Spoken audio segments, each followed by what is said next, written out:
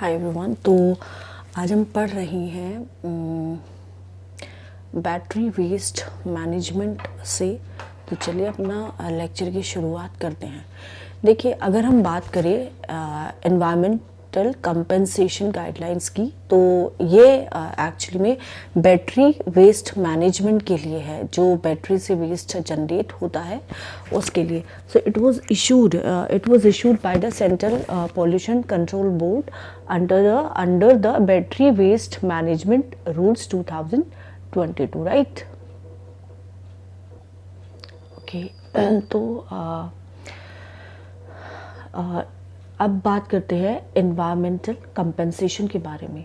Power to CPCB rules empower करती है CP को इम्पोज करने के लिए, कलेक्ट करने के लिए ईसी को प्रोड्यूसर से, एंड जो एंटिटीज़ है जो इन्वॉल्व है रिफर्बिशमेंट में, रिसाइकलिंग में इन वेस्ट बैटरी की, in case of non compliance of the rule. Applicability की अगर वहीं हम बात करें तो it can also be levied on entities जो कुछ एक्टिविटीज़ कैरी आउट करती है बिना रजिस्ट्रेशन के, या फिर फॉल्स इंफॉर्मेशन प्रोवाइड करे मटेरियल फैक्ट्स के कंसीलमेंट के साथ by the registered entities. Example जैसे based on the polluter pays principle. So it should be levied on producer operating with respect to non-fulfillment of their extended producer responsibility targets, responsibility and obligations set out in these rules. Additional EPR obligations की बात करें तो payment है EC का, however it shall not be absolve producer of EPR obligations set under the rules. For instance, जैसे unfulfilled EPR obligations होते हैं किसी भी पर्टिकुलर ईयर के, तो वो नेक्स्ट ईयर पे फॉरवर्ड किए जाएंगे। अब इस गाइडलाइंस के कुछ की हाइलाइट्स है, जैसे कि ईसी किस पे लिवाई होगा। इसको टू रिजाइम्स में डिवाइड किया है, जैसे कि ईसी रिजाइम 1 ईसी लिवाइड होगा उन प्रोडक्ट्स में for non fulfilment of metal wise, जैसे कि lead acid batteries and lithium ion and other batteries EPR targets। EC regime 2 में EC उन पे लिवाइड होगा किसी भी एंटिटीज़ पे नॉन कंप्लायंस के लिए of BWM rules 2022 based on application fees। Battery waste management rules 2022 की बात करें अगर हम, तो यहाँ पे हम देखेंगे, कवरेज देखें तो इसमें सारी तरह की बैटरीज को बेसिकली कवर करते हैं। इलेक्ट्रिकल व्हीकल बैटरीज आ जाती हैं, पोर्टेबल बैटरीज आ जाती है, ऑटोमोटिव बैटरीज आ जाती है, एंड इंडस्ट्रियल बैटरीज भी आती हैं। स्पेसिफिसिटी एक्सटेंडेड प्रोड्यूसर रिस्पॉन्सिबिलिटी, जहाँ पे प्रोड्यूसर्स इंश्योर करता है collection, recycling and refurbishment of the waste batteries. EC imposed for non-fulfillment of EPR targets are based on the polluter pays principle PPP। PPP क्या है? एक प्रैक्टिस है जिसमें जो पोल्यूशन को प्रोड्यूस करते हैं, बेयर करते हैं कॉस्ट किसका? मैनेजमेंट का। सो बेयर करते हैं cost किसका? cost of the managing it to prevent damage to human health or the environment। Mandatory phase in targets have been set for using recycled material in new battery products to finally achieve 20% by 2020 to 31 for both portable and electronic vehicle batteries। दूसरे तरह के pollutions की बात करें तो plastic pollution होता है, इसमें आ जाता है स्टेटस प्लास्टिक पोल्यूशन, और इसमें हम देखेंगे क्या क्या इनिशिएटिव लिए गए हैं जिससे कि प्लास्टिक पोल्यूशन को कर्ब किया जा सके। Status plastic pollution, annual plastic production double हो चुका है 2000 से 2019 में। इंडिया की अगर हम रैंक देखें, थर्ड रैंक है इंडिया, थर्ड नंबर पे आता है। ग्लोबली कंट्रीब्यूट्स करता है 5.5 मिलियन टन्स एक सिंगल यूज प्लास्टिक वेस्ट का। उसके बाद आते हैं, अगर हम most common types of plastics देखें और इसकी यूज़ देखें तो पहला आता है पॉलीईथीलीन, टेरेफ्थलेट, पेट और PETE बेवरेज की जो बोटल्स होती हैं। फिर आता है हाई डेंसिटी पॉलीथीन, जैसे कि डिटर्जेंट की बोटल्स। फिर आता है पॉलीविनाइल क्लोराइड, PVC या फिर विनाइल बोलते हैं। प्लम्बिंग पाइप्स जो होते हैं वो इस प्लास्टिक का बनता है। उसके बाद आता है लो डेंसिटी पॉलीथीन, जिसमें जैसे कि बबल रैप जो होता है। फिर आता है पोली प्रोपिलीन, जिसके स्ट्रॉज बनते हैं। उसके बाद आता है पॉलीस्टीरीन प्रोडक्ट्स की जो पैकेजिंग होती है वो इसी प्लास्टिक से होती है। केमिकल कौन कौन से यूज्ड है प्लास्टिक्स में और इसका इम्पैक्ट क्या है ह्यूमन की हेल्थ पे। विनाइल क्लोराइड मोनोमर की बात करें, in liquid and vapour form increase करता है रिस्क किसका, लीवर का और ब्रेन कैंसर का। तो इसकी वजह से ब्रेन कैंसर होगा और क्या होगा, आपका जो है लीवर की से भी इम्पैक्ट पड़ सकता है। उसके बाद अगर हम बात करें बेंजीन की एंड ब्यूटाडीन की, सो ये ल्यूकेमियाज कोज करता है, इसकी वजह से लिम्फोमास होता है। स्टीरीन की बात करें, टॉक्सिक है एंड पॉसिबल ह्यूमन कार्सिनोजन है। उसके बाद अगर हम बात करें bisphenol A, BPA, chemical use to make polycarbonate plastics, जैसे कि बीपीए, आप बच्चों की जो दूध की बोतल्स होती है बेसिकली उसमें देखते हैं बीपीए फ्री, तो ये वही बीपीए है जो कि केमिकल यूज होता है पॉली कार्बोनेट प्लास्टिक्स में। उसके बाद अगर हम बात करें यहाँ पे इनिशिएटिव क्या क्या लिए गए हैं इस प्लास्टिक का जो पॉल्यूशन होता है उसको कर्ब करने के लिए। तो देखिए पहला है जैसे कि global partnership on plastic pollution and marine litter, launch हुआ है यूनाइटेड नेशन कॉन्फ्रेंस में on sustainable development Rio+20 summit 2012 में। International convention for the prevention of pollution from ships adopted by international maritime organization, इसको adopt किया था 1973 में। उसके बाद आता है फिर बेजल कन्वेंशन जो कि रेगुलेट करता है movement and disposal of hazardous waste including plastic waste. Counter measure 2 project, UNEP plastic initiative, UNEA's resolution to end plastic pollution। फिर आता है ग्लो लिटर प्रोजेक्ट जो कि गवर्नमेंट ऑफ नॉर्वे के बीच में है, IMO के बीच में है एंड FAO के बीच में है। तो इससे क्या होगा, जो कि sea based marine plastic litter है उसको रिड्यूस किया जाएगा। Convention on the prevention of marine pollution by dumping of wastage and other matter 1972, the London convention.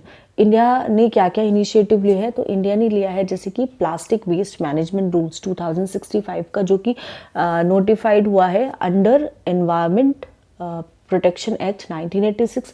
Single use plastic ban हुआ है जो कि 2022 में इफेक्ट में आया है। Extended producer responsibility for plastic under plastic waste management rules 2016। UN plastic collective, it is cofounded by confederation of Indian industry, UNEP and WWF India. Project replan, जहाँ पे रिड्यूस कर रही है प्लास्टिक को nature से। It is launched by Khadi and village industries commission. Life mission, ban on सब products including plastic bags, straws, cups and plates. Campaigns अगर हम देखें जैसे कि beat plastic pollution and plastic free India. तो न्यूज़ में क्यों है, रिसेंटली जो रिसर्चर है उन्होंने देखा है कि यहाँ पे जो ह्यूमन टेस्टिस है और जो कैनीन है, I don't know how to pronounciate it, so इसमें माइक्रोप्लास्टिक्स की कुछ प्रेजेंस देखी गई है। अब ये माइक्रोप्लास्टिक्स होते क्या है, माइक्रोप्लास्टिक छोटे सी प्लास्टिक के पीसेस होते हैं जो 5 मिलीमीटर्स से भी कम होते हैं। लिविंग ऑर्गेनिजम्स के लिए बहुत ज़्यादा हार्मफुल है। एंड 2 कैटेगरीज होती है माइक्रोप्लास्टिक्स की, तो जैसे कि प्राइमरी माइक्रोप्लास्टिक टाइनी पार्टिकल्स होते हैं, कमर्शियल यूज़ के लिए इनको यूज़ किया जाता है जैसे कॉस्मेटिक्स में, क्लोथिंग में। माइक्रोफाइबर्स जो कि टेक्सटाइल से शेड होते हैं वो इसी का एक एग्जाम्पल है प्राइमरी माइक्रोप्लास्टिक्स का। सेकेंडरी माइक्रोप्लास्टिक्स पार्टिकल्स होते हैं जो लार्जर प्लास्टिक आइटम्स के ब्रेक डाउन से रिजल्ट करते हैं, जैसे पानी की बोतल्स। अब इसका इम्पैक्ट देखते हैं क्या क्या होता है। तो इम्पैक्ट अगर हम एनवायरनमेंट पे बात करें तो इसको जो मेरीन ऑर्गेनिजम्स है उसको वो मिस्टेकनली कंज्यूम कर सकते हैं, उनके लिए बहुत ज़्यादा टॉक्सिक है एंड डिस्टर्ब करेगा पूरी फूड चेन को। ह्यूमन हेल्थ पे अगर हम इसका इम्पैक्ट देखें, गैस्ट्रोइंटेस्टिनल इश्यूज होते हैं, endocrine disruption, respiratory problems, allergy etcetera. Microplastics human के ब्लड में पाए गए हैं, लंग्स में ट्रेसेस मिले हैं, ब्रेस्ट मिल्क में मिले हैं, प्लेसेंटाज में मिले हैं एंड ह्यूमन टेस्टिस में भी मिले हैं। प्लास्टिक ओवरशूट डे 2024 रिपोर्ट को रिलीज किया है अर्थ एक्शन ने। सो प्लास्टिक ओवरशूट डे क्या होता है, मार्क करता है एक पॉइंट जब जो अमाउंट है प्लास्टिक वेस्ट का एक्सीड्स करता है वर्ल्ड की कैपेसिटी से ज़्यादा, वर्ल्ड की मतलब जो कैपेसिटी है इसको मैनेज करने की उससे ज़्यादा जब एक्सीड कर देता है, जिसकी वजह से इन्वायरमेंटल पॉल्यूशन आता है। So it is determine based on countries mismanaged waste index. So अगर हम बात करें मिसमैनेज्ड वेस्ट इंडेक्स क्या है, एक गैप है वेस्ट मैनेजमेंट कैपेसिटी में एंड प्लास्टिक कंजप्शन में। WWI of India is very high, 68.2% इसकी वैल्यू है। अगर हम बात करें मर्क्यूरी पॉपुलेशन की, मर्क्यूरी थर्मोमीटर की अगर हम बात करें तो मर्क्यूरी पोल्यूशन की बात करें, सो UNEP ने लॉन्च किया है एक $134 मिलियन इनिशिएटिव, जिससे कि जो मर्क्यूरी मेजरिंग डिवाइसेस हैं उनको फेज आउट कर सके, किसमें, हेल्थ केयर प्रोजेक्ट्स में। इसमें क्या एम है, जैसे कि फेज आउट करना है मर्क्यूरी थर्मोमीटर्स का and 5 manometers at rate of 20% annually reduce करना है मर्क्यूरी का स्पिलेजेस को। यहाँ पे एनकरेज करना है एडॉप्शन किसका, accurate, affordable and safe mercury free alternatives का, जबकि हमें इम्प्रूव करना है मैनेजमेंट किसका, मर्क्यूरी कंटेनिंग मेडिकल वेस्टेज। कुछ ऐसे वेस्टेज है जो कि मर्क्यूरी कंटेन करते हैं, तो उसका जो मैनेजमेंट है उसको इम्प्रूव करना है। अब यहाँ पे कौन कौन सी मेंबर कंट्रीज आगे आई है, Albania, Burkina Faso, India, Montenegro and Uganda. Funding कहाँ से मिली है, ग्लोबल एनवायरनमेंट फैसिलिटीज़ को फंडिंग देता है, एग्जीक्यूट करेगा वर्ल्ड हेल्थ ऑर्गेनाइजेशन।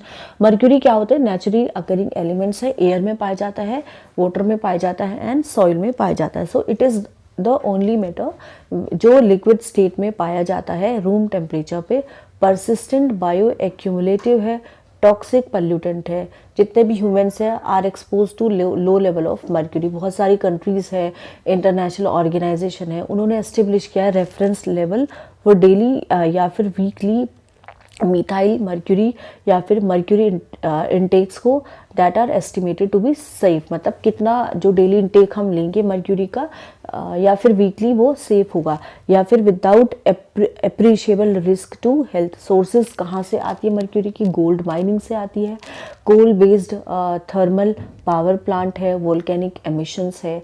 इफेक्ट क्या होते हैं, टॉक्सिक होते हैं नर्वस पे, डाइजेस्टिव पे, इम्यून सिस्टम्स पे, लंग्स पे, किडनीज पे, स्किन्स पे, आइज पे। मिनामाटा डिजीज एक क्रॉनिक न्यूरोलॉजिकल डिसऑर्डर है जो मिथाइल मर्क्यूरी की वजह से होती है। एक हैवी मेटल है विद मेनी इंडस्ट्रियल यूज़, और इसका जो है इंडस्ट्रियल यूज़ होता है। जब ये एनवायरनमेंट में रिलीज़ होगा तो ये एक्यूमुलेट करेगा वाटर लेड सेडिमेंट्स में, जहाँ पे ये कन्वर्ट करता है टॉक्सिक मिथाइल मर्क्यूरी में और फूड चेन में एंटर करेगा। So if you talk about Minamata convention on mercury, it was adopted in 2013 and Kumamoto Japan 2017 में फोर्स में आता है। पहला ग्लोबली बाइंडिंग ट्रीटी है जिसमें प्रोटेक्ट किया जाएगा ह्यूमन हेल्थ को, एनवायरनमेंट को, जो भी एडवर्स इफ़ेक्ट हो रही हैं, एडवर्स इफ़ेक्ट किसके, मर्क्यूरी के। सो जापान की जो सिटी है उसके नाम के बाद इसका नाम पड़ा है, जो कि मिनामाटा डिजीज़ का एपिसेंटर है। पर्पस क्या है, बैन करना है न्यू मर्क्यूरी माइंस को, एग्जिस्टिंग वंस को फेज आउट करना है, फेज डाउन करना है मर्क्यूरी यूज़ का प्रोडक्ट्स में, प्रोसेसेस में। इंडिया ने रेटिफाई किया है इसको 2018 में। अब बात करते हैं persistent organic pollutants. Comprehensive global study हुई है परसिस्टेंट ऑर्गेनिक पल्यूटेंट्स में, और इसको किया है UN एनवायरनमेंट प्रोग्राम ने, and it is funded by global environment facility. इसके कुछ की फाइंडिंग्स है, तो कहते हैं कि डिक्लाइन हुआ है 12 परसिस्टेंट ऑर्गेनिक पल्यूटेंट्स का। हैवी रेगुलेटरी एक्शंस लिए गए थे, ग्लोबली लिए गए थे, 2004 से लिए जा रही हैं, जैसे कि DDT है, डाइक्लोरो डाइफिनाइल ट्राइक्लोरोईथेन, जो कि एक सिंथेटिक इंसेक्टिसाइड्स है जिसको मच्छर को मारने में बहुत ज़्यादा ये फेमस भी हुआ था, और ह्यूमन मिल्क में ये डिक्रीज़ हुआ है और 70% जो परसेंटेज है उससे डिक्रीज हुआ है बाय ओवर 70% 2004 से। Replacement of POP, POP is what persistent organic pollutants due to their similar properties, जैसे कि per and polyfluoro alkyl substances were detected at high levels। POP chemical substances है, carbon based होती हैं, environment में persist करते हैं, सो they are pesticides, जैसे कि इंडस्ट्रियल केमिकल्स अनवांटेड या फिर बाय प्रोडक्ट्स इंडस्ट्रियल प्रोसेसेस के रेसिस्ट करते हैं फोटोलिटिक बायोलॉजिकल केमिकल डिग्रेडेशंस को, जैसे कि डाईएल्ड्रिन, एंड्रिन, हेप्टाक्लोर एट्सेट्रा की फिजिकल एंड केमिकल प्रॉपर्टीज़ क्या है। ऑफन जैसे कि हेलोजेनेटेड होते हैं एंड कैरेक्टराइज होते हैं, जैसे इनकी पानी में जो सॉल्युबिलिटी है वो बहुत कम होती है। बेसिकली हाईली लिपिड सॉल्युबल होते हैं, जिसकी वजह से इनका बायो एक्यूमुलेशन हो जाता है लिविंग ऑर्गेनिजम्स में। सेमी वॉलेटाइल होते हैं नेचर में, मतलब ये लॉन्ग डिस्टेंसेस पे ट्रैवल कर सकते हैं, एटमॉस्फेयर में मूव कर सकते हैं बिफोर डिपोजिशन अकर्स। इम्पैक्ट क्या होता है पीओपी का, पीओपी लिंक्ड होते हैं कैंसर पे, कैंसर कोज करते हैं, लिवर डैमेज होता है, फर्टिलिटी को डिक्रीज कर देते हैं, जो एज़मा है, एज़मा के रिस्क को इंक्रीज करेंगे, एंड थायराइड डिजीज़ भी होती है इसकी वजह से, क्योंकि जो एंडोक्रीन है उसको डिसरप्ट कर देते हैं। स्टॉकहोम कन्वेंशन की बात करें, इंटरनेशनली लीगली बाइंडिंग एग्रीमेंट से पीओपी पे 2001 में इसको अडॉप्ट किया जाता है, ये 2004 में फोर्स में आता है, इंडिया रेटिफाई करता है स्टॉकहोम कन्वेंशंस को 2006 में। Ministry of environment forest and climate change ने नोटिफाई किया है regulation of POP rules 2018 under the provisions of environment protection act 1986। GEP designated interim financial mechanism से इस कन्वेंशन के लिए कुछ पोल्यूटेंट्स देखते हैं जो न्यूज़ में है। यूएस एनवायरमेंटल प्रोटेक्शन एजेंसी ने बैन किया है वीट किलिंग पेस्टिसाइड, जिसका नाम है dimethyl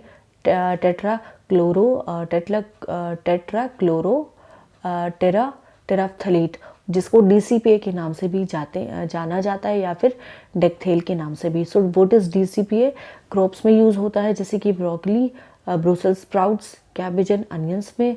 foetus is expose to it could suffer from, जैसे कि लो बर्थ वेट हो सकता है, ब्रेन डेवलपमेंट इम्पेयर्ड हो सकता है, एंड आईक्यू डिक्रीज हो सकता है, impaired motor skills later in life. उसके बाद है जैसे कि बिस्फेनोल, बीपीए बोलते हैं इसको। नेगोशिएशन कंडक्ट हो रही है under the aegis of UNEP, ताकि जो प्लास्टिक पॉल्यूशन है जिसमें कि बीपीए यूज़ होता है प्लास्टिक पैकेजिंग में, उसकी वजह से पॉल्यूशन हो रहा है। सो बीपीए एक केमिकल है जो कि प्राइमरीली जो पॉलीकार्बोनेट प्लास्टिक्स के प्रोडक्शंस में इसको यूज़ करते हैं, एंड इससे एपॉक्सी रेजिन्स भी बनते हैं।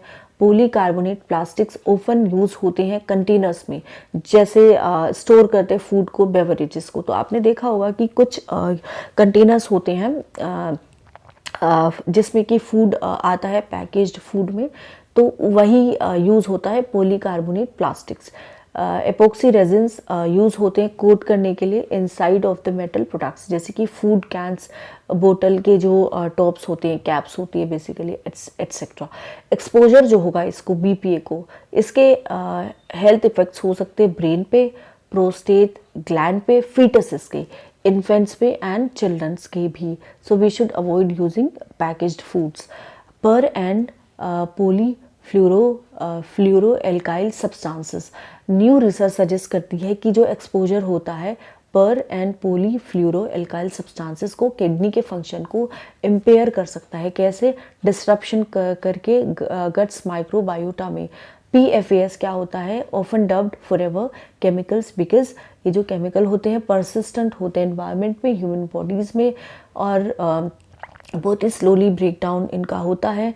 मैन मेड केमिकल्स होते हैं जो हर एक प्रोडक्ट्स में यूज़ होते हैं, जैसे कि नॉन स्टिक कुकवेयर आप यूज़ करते हैं, कॉस्मेटिक्स में यूज़ होते हैं। एक्सपोजर जो इनके साथ जो एक्सपोजर होता है बहुत सारी हेल्थ बहुत सारी इम्पैक्ट करता है हेल्थ को, जैसे कि हेल्थ इश्यूज आते हैं, कार्डियोवास्कुलर डिजीजेस एट्सेट्रा, कैंसर होता है। करेंटली 3 सब कैटेगरीज है PFA का, जो कि स्टॉकहोम कन्वेंशन में जिसको लिस्ट किया गया था एज इंडस्ट्रियल पीओपी। टर्म्स क्या क्या है यूज़ में, सॉलिड सॉइल एसिडिफिकेशन, स्टडी के हिसाब से एसिडिफिकेशन स्ट्रिप कर सकती है इंडियन सॉइल्स को of 3.3 billion tons of essential carbon. Soil acidification होता है क्या है, एक प्रोसेस होता है जिसमें सॉइल की पीएच डिक्रीज होती है टाइम के साथ साथ। तो क्या क्या फैक्टर्स है जो एसेलरेट करते हैं, क्या क्या फैक्टर्स की वजह से सॉइल एसिडिफिकेशन होता है, जैसे कि नाइट्रोजन की लीचिंग जो कि एमोनियम बेस्ड फर्टिलाइजर से रिलीज होता है, एंड ऑर्गेनिक रेसिड्यूज जब वो डिकम्पोज होते हैं तो रिलीज़ करते हैं ऑर्गेनिक एसिड्स, जैसे कि रूट्स जब एक्टिव ग्रोथ स्टेजेस होते हैं रिलीज़ करती हैं CO2 सॉइल में, जिसकी वजह से कार्बनिक एसिड्स का फॉर्मेशन होता है। इम्पैक्ट क्या क्या है सॉइल एसिडिफिकेशन के, सॉइल ऑर्गेनिक कार्बन का लॉस होता है, माइक्रोब्स का लॉस होता है, इंक्रीज्ड एल्यूमिनियम टॉक्सिसिटी राइज होता है पैथोजन फंजाई में, न्यूट्रिएंट्स अवेलेबिलिटी जो है उसकी डिक्रीज होती है।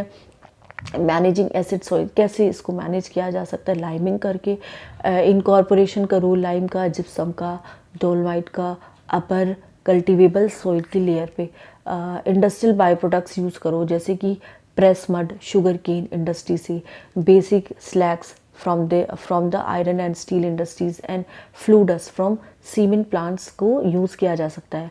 ग्रोइंग एसिड टॉलरेंट क्रॉप्स, ऐसी क्रॉप्स दिखाओ जो कि एसिड टॉलरेंट हो, जैसे कि sugar cane and bananas. Bio cover की अगर हम बात करें, रिसेंट स्टडी जो है उसने प्रपोज किया है sustainable approach of microbial methane oxidation system, जिसको हम बोलते हैं बायो कवर, जिससे कि फ्यूगिटिव मीथेन के जो एमिशंस होते हैं ओल्ड डंप साइट से, तो उसको कंट्रोल किया जा सके। बायो कवर क्या होता है, पोरस मटेरियल लेयर्स होती है जिसको डायरेक्टली जो लैंडफिल होता है उसके टॉप पे इसको बिछाते हैं, फिर उसको एक ऑक्सीडाइजिंग लेयर जो होता है मेच्योर कंपोस्ट की, उससे कवर कर दिया जाता है। तो इससे क्या होता है, ऑप्टिमल कंडीशंस ये प्रोवाइड करता है मीथेनोट्रॉफिक बैक्टीरिया के लिए। मीथेनोट्रॉफिक बैक्टीरिया क्या होता है, ये एक बैक्टीरिया होता है जो मीथेन को यूटिलाइज करता है थ्राइव करने के लिए और एक्ट करने के लिए एज अ बायोफिल्टर्स। हेंस जो कंट्रोल मीथेन एमिशंस है वो होते हैं by converting methane to carbon dioxide. Potential applications की बात करें, रोड कंस्ट्रक्शन में यूज़ होता है, लैंड रिक्लेमेशंस में कंट्रोल करता है fugitive methane emissions from old dump sites etcetera. Grass over effects क्या होता है, Arctic plastic crisis, toxic threats to health, human rights and indigenous lands from the petrochemical industry report talked about grasshopper effect। Report को release किया है Alaska community action toxics ने and international pollutants elimination network ने। So IPN एक global network है जिनका aim होता है बिल्ड करना global movement for a toxic free future. Grass over effects क्या होता है, प्लास्टिक एंड टॉक्सिक केमिकल्स जो होते हैं वर्ल्ड डिपॉजिट्स में एक्यूमुलेट कर देते हैं आर्कटिक में, जिसकी वजह से क्या बनाते हैं, आर्कटिक को एक हेमिस्फेरिक सिंक बना देते हैं। So these are transported on atmospheric and oceanic currents lower latitude से एक प्रोसेस के थ्रू, जिसको हम बोलते हैं ग्लोबल डिस्टिलेशन या फिर ग्रासओवर इफेक्ट्स बोलते हैं। सो केमिकल थ्रेट करते हैं एनवायरनमेंट को, हेल्थ जो बेसिकली आर्कटिक पीपल होते हैं उनकी हेल्थ पे बड़ा इम्पैक्ट पड़ता है, जैसे कि पॉली एरोमेटिक हाइड्रोकार्बन्स कैंसर कोज करता है, हार्ट की डिजीज़ होती है, बिस्फेनोल की वजह से ओबेसिटी आती है, कैंसर आता है।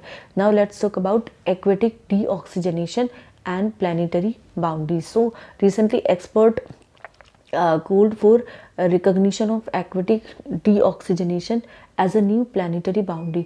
एक्वेटिक डीऑक्सीजनेशन क्या होता है, एक ओवरऑल इसमें डिक्लाइन हुआ है ऑक्सीजन कंटेंट में ओशनिक एंड कोस्टल वाटर्स में, happens when consumption is greater than oxygen replenishment. तो ज़्यादा ऑक्सीजन का कंजप्शन हो रहा है और रिप्लेनिशमेंट जो है यहाँ पे क्या है, बहुत कम है। रीज़न क्या है, अंडरस्कोरिंग AD का, ग्लोबल वार्मिंग होती है ग्रीन हाउस गैसेस की वजह से हो रही है, जैसे कि टेम्परेचर की राइज होने की वजह से सॉल्युबिलिटी जो है ऑक्सीजन की वो पानी में डिक्रीज़ हो रही है। वार्म सरफेस लेयर्स है ओशन में जो कि प्रिवेंट करते हो ऑक्सीजन को डीपर जाने में ओशंस पे, जिससे कि लो ऑक्सीजन लेवल है डीप सी वाटर्स में।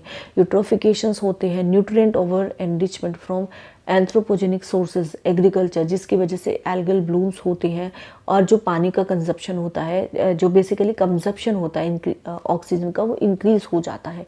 सो इम्पैक्ट होते हैं इसके इकोसिस्टम्स में, डेड जोन्स का अकरेंस हो जाता है, ओशन हाइपोक्सिया इफेक्ट होता है, हैबिटेट कंप्रेशंस होता है, चेंज होता है मेरीन फूड वेब में, मॉड्यूलेशन होता है अर्थ के क्लाइमेट का। प्लानिटरी बाउंड्रीज एक फ्रेमवर्क होते हैं जो डिस्क्राइब करते हैं limits to impacts of human activities on the earth system. Beyond these limits environment खुद को सेल्फ रेगुलेट नहीं कर पाएगा। सो 9 प्लानिटरी बाउंड्रीज है, जैसे कि climate change, novel entities, stratospheric ozone depletions, atmospheric aerosol loading, ocean acidification, modification of biogeochemical flows, freshwater change, land system change and biosphere integrity।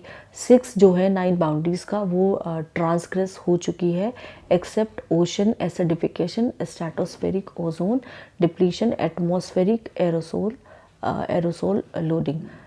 Carbonate compensation depth क्या होती है? Research indicates करती है carbonate compensation depth expand हो रही है। तो CCD क्या होती है?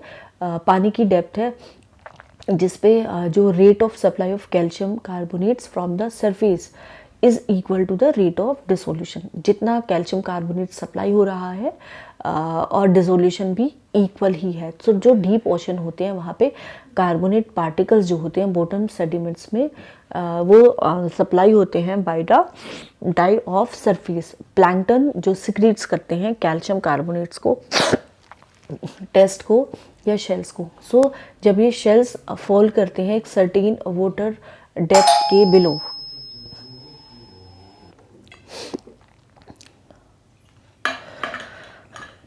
तो जब ये जो शेल्स होती हैं ये एक सर्टेन डेप्थ से बिलो फॉल करती हैं, जैसे कि 4000 मीटर्स, तो यहाँ पे ये डिजोल्व होना शुरू करती हैं। पानी यहाँ पे अनसैचुरेटेड हो जाता है with respect to calcium carbonate because of increasing pressure, decreasing temperature. Pressure क्या हो रहा है यहाँ पे? इंक्रीज हो रहा है और टेम्परेचर नीचे डेप्थ पे डिक्रीज हो रहा है।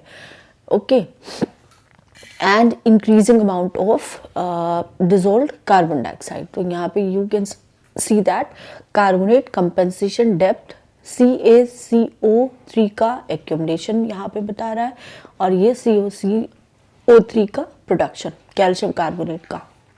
डिसोल्यूशन हो रहा है, उसके बाद नीचे और जाएंगे डेप्थ पे तो डिसोल्यूशन यहाँ पे मिलेगा। Saturation, horizon, lysocline, isocline. Now let's talk about what is hydrogel. Indian Institute of Science की बात करें तो इन्होंने डिज़ाइन किया है एक नोवेल हाइड्रोजेल को, जिससे कि माइक्रोप्लास्टिक्स को रिमूव किया जाएगा। कहाँ से? पानी से। तो व्हाट इज हाइड्रोजेल? हाइड्रोजेल की यूनिक इंटरवाइन, हाइड्रोजन के पास एक यूनिक इंटरवाइन पॉलीमर नेटवर्क होता है जो बाइंड कर सकता है माइक्रोप्लास्टिक के साथ और फिर डिग्रेड कर सकता है। इसमें अल्ट्रावायलेट लाइट रेडिएशंस को यूज करके उसका डिग्रेडेशन होगा। तो यहाँ पे 3 तरह के डिफरेंट पॉलीमर्स की लेयर होती है,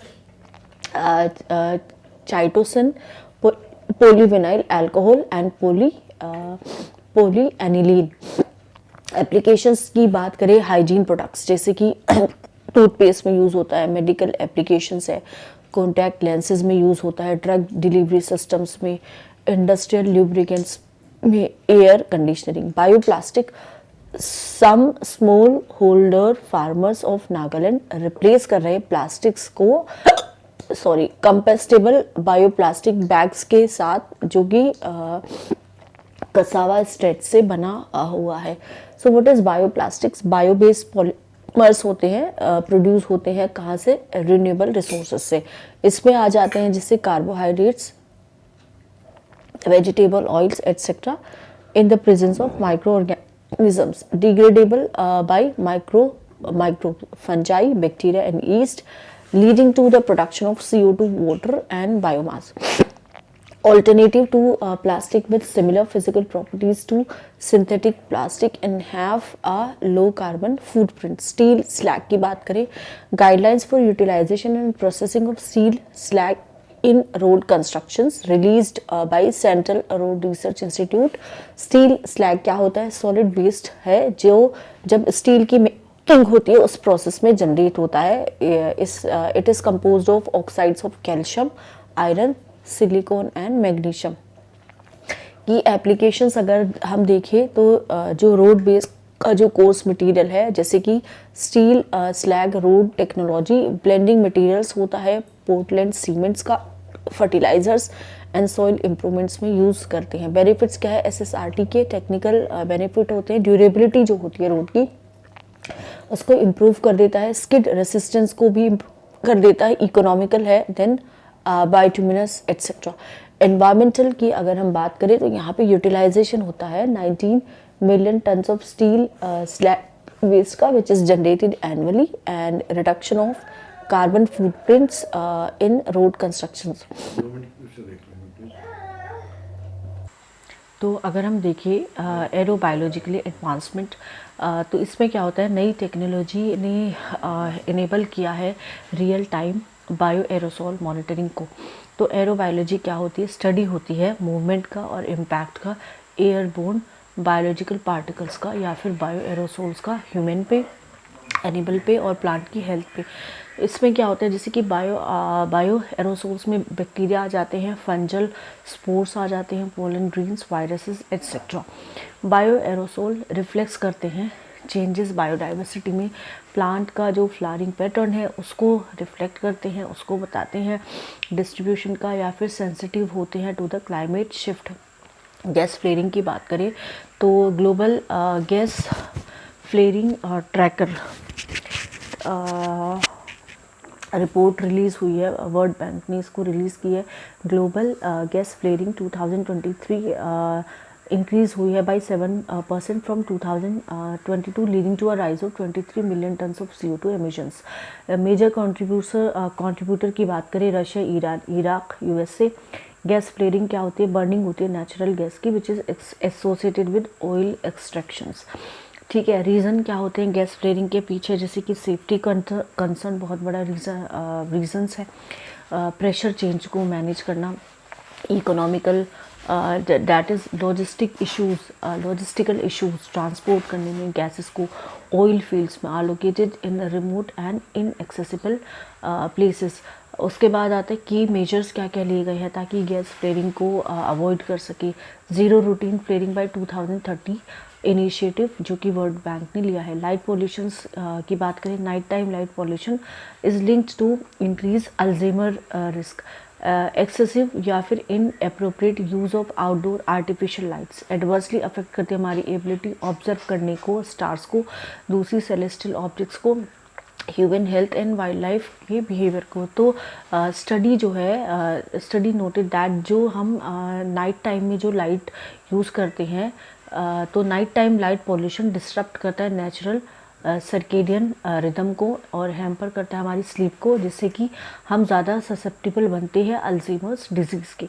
इम्पैक्ट क्या होता है लाइट पॉल्यूशंस का बायोडाइवर्सिटी में? जैसे कि माइग्रेटरी पैटर्न में चेंजेस होते हैं जिसकी वजह से कोलिजन्स होता है, इंक्रीज्ड प्रेडेशन एंड अट्रैक्ट्स करता है, किल्स करता है इंसेक्ट्स को जो कि पोलिनेशंस को इम्पैक्ट करते हैं एंड फूड चेन्स को. उसके बाद आता है बाइटुमिन. यूनियन ट्रांसपोर्ट मिनिस्टर ने इनॉग्रेट किया है इंडिया का पहला नेशनल हाईवे जो कि बायो ब्यूटामिन से बना है, और ये किसमें? नागपुर मंसर बाईपास पे बना है और नेशनल हाईवे 44. बायो ब्यूटामिन क्या होता है? पेट्रोलियम फ्री ऑल्टरनेटिव है to bio bitumen. It is manufactured from organic elements जैसे कि biochar, stubble, lignin and bio oil etcetera. So this is basically bitumen क्या है? एक ब्लैक कलर का सब्सटेंस होता है जो कि क्रूड ऑयल के डिस्टिलेशन से हम इसको बनाते हैं, and known for adhesive properties जैसे कि मेनली यूज्ड होता है रोड की पेविंग में, वाटर प्रूफिंग एप्लीकेशंस में. बेनिफिट्स की बात करें, रिड्यूस करता है इम्पोर्ट्स, एड्रेस करता है इश्यूज़, स्टेबल बर्निंग का, बूस्ट करता है बायो इकोनॉमी को, एंड दूसरे जो सस्टेनेबल मेथड्स है रोड कंस्ट्रक्शंस की, जैसे कि copper slag, geo textiles and cold asphalt etcetera. उसके बाद हम मिसलेनियस पढ़ेंगे एंड आफ्टर दैट मिसलेनियस हम यहाँ हम अपना लेक्चर ख़त्म करते हैं। नेक्स्ट लेक्चर कल अपलोड होगा। चैनल को ज़्यादा से ज़्यादा लाइक करें, ज़्यादा से ज़्यादा लोगों के साथ शेयर करें और कमेंट्स लिखना तो ना भूलें। Thank you so much. Thank you. Please keep supporting